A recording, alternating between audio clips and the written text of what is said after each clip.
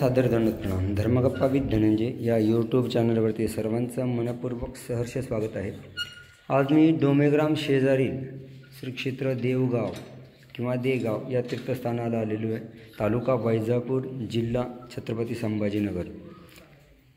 हे जे गाव आहे ते डोमेग्रामच्या शेजारीच आहे. या डोमेग्रामच्या महादेव चौकातील हे आसनस्थान आहे आणि या ठिकाणी स्वामी आसनस्थ झालेले असताना स्वामींनी औसांना लीळा सांगितली की या ठिकाणी या मंदिराच्या उद्घाटनाच्या वेळेला आम्ही या ठिकाणी पातळी टाकून म्हणजे पत्रावळी टाकून भोजन केलेलं आहे.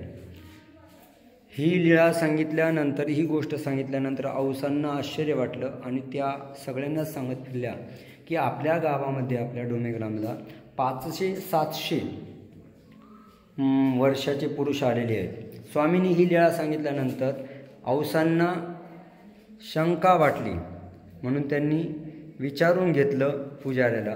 त्याने सांगितलं हो आलेलं आहे.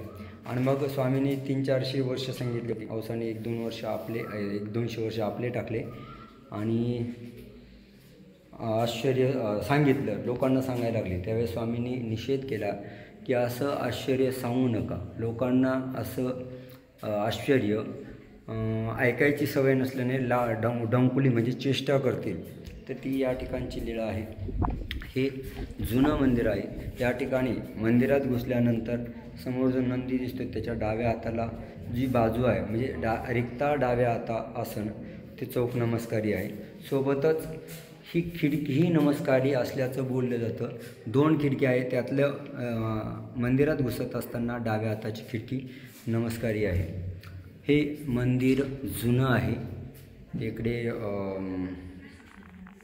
पिंड आहे.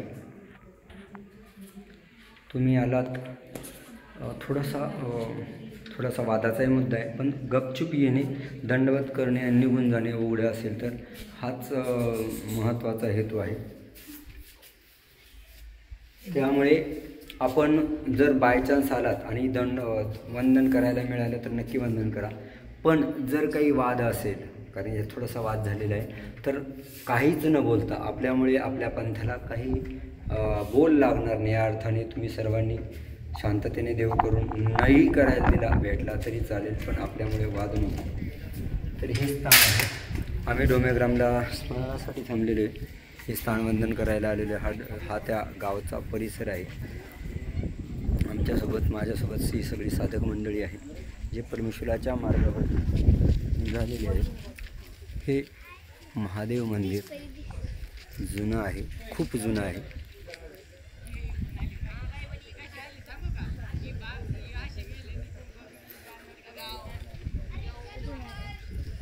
तर पुन्हा एकदा सांगेन, आलात वाद नाही, काही गप्पा न मारता, काहीच न करता.